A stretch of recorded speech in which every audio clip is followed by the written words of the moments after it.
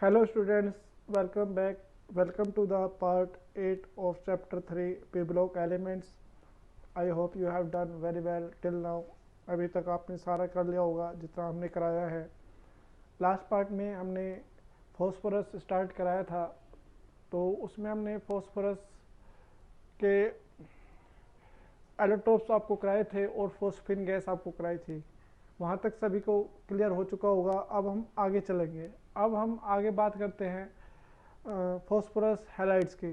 तो phosphorus halides अब आप पढ़ेंगे। फॉस्फोरस हैलाइड्स क्या होते हैं? जब फॉस्फोरस किसी भी हैलोजन एटम के साथ कंबाइन करता है और जो कंपाउंड बनता है उसको बोलते हैं फॉस्फोरस हैलाइड। तो they are two types of phosphorus halide, PX3 and PX5। PX3 में आपके चारों हैलाइड्स आ जाएंगे, fluorine, chlorine, bromine and iodine. मतलब PF3, PCl3, PBr3 and PI3 बन सकता है। लेकिन PF5 के अंदर आपकी सिर्फ 3 हैलाइड है, that is PF5, PCl5 and PBr5। There is no PI5। PIF is not possible because of the larger size of iodine. There will be no effective overlapping.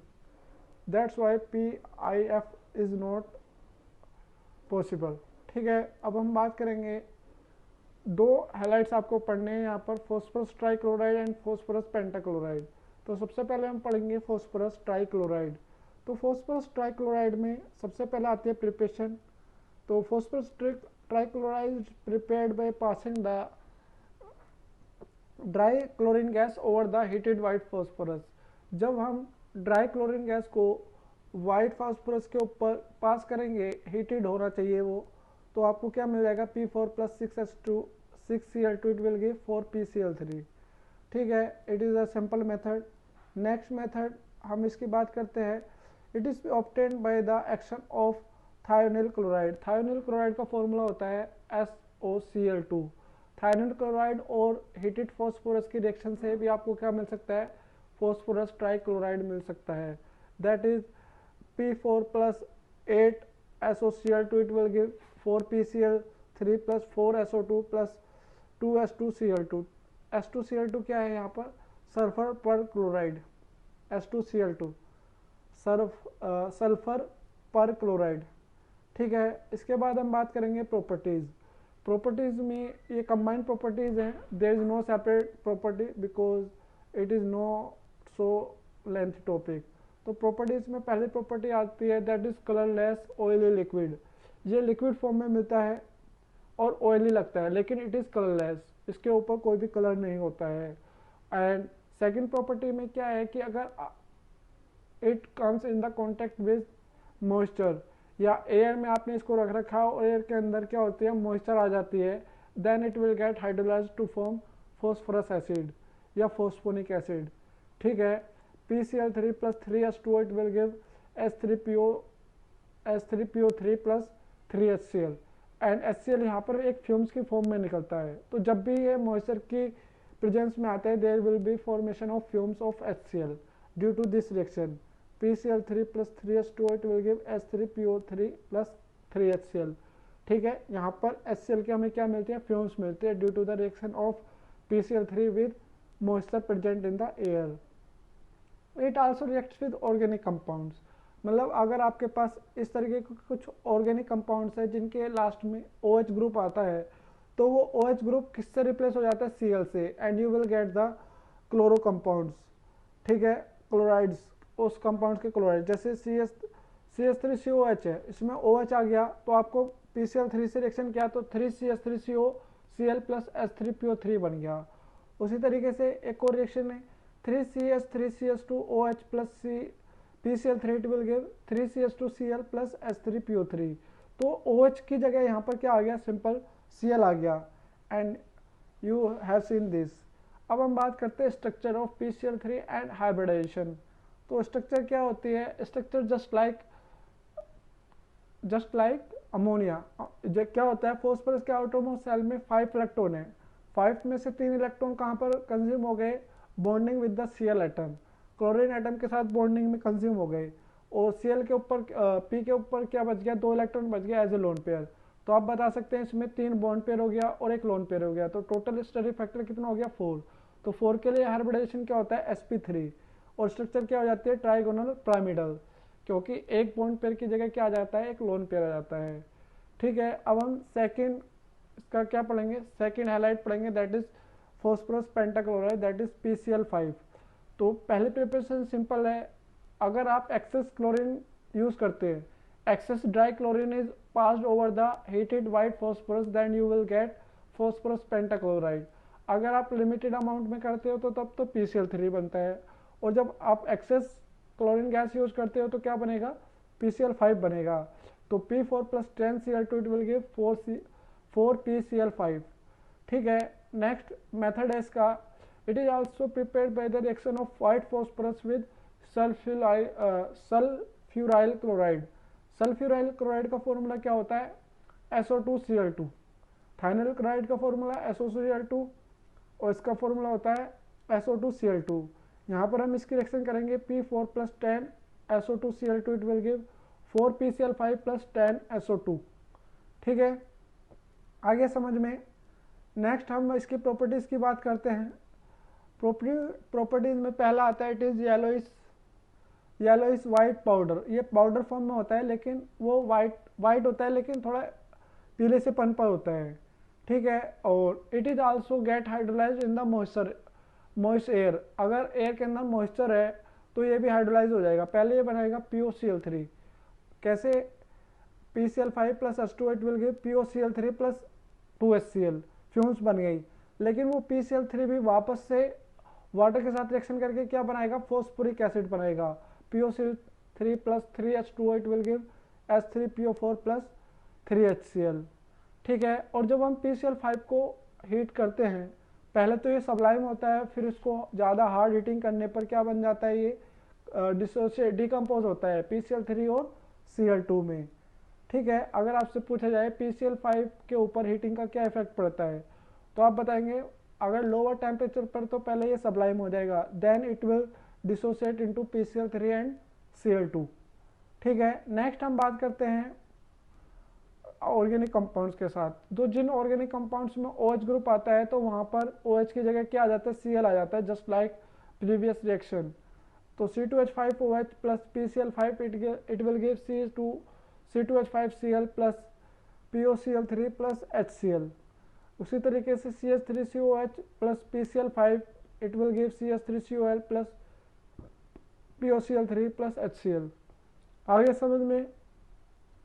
तो नेक्स्ट हम बात करते हैं, अगर हम इसे किसी फाइनली डिवाइडेड का मतलब है पाउडर फॉर्म वाली मेटल के साथ रिएक्शन कराते हैं तो वो कॉरस्पॉन्डिंग मेटल के क्या बना देता है क्लोराइड बना देता है और PCl3 बनता है। जैसे हमने इसको सिल्वर के साथ रिएक्शन कराई तो 2Ag plus PCl5 it will give 2AgCl plus PCl3।